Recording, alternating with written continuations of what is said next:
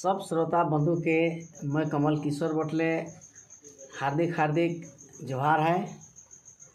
तो मैं बांसुरी का धुन डोरे मन के तो बहुत सुना लो।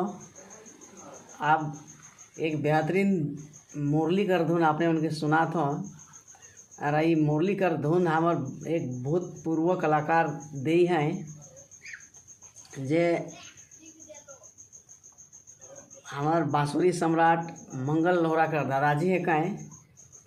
तो उनकरे श्रीमुख से मैं अपने मन के धुन सुनाई जात हूँ। उकर नाम तो मोके याद नखे, लेकिन उकर काला से परिचित हाँ मैं ले अपने मन की भी सुना तो एंजॉय करूँ और सुनूँ। धन्यवाद।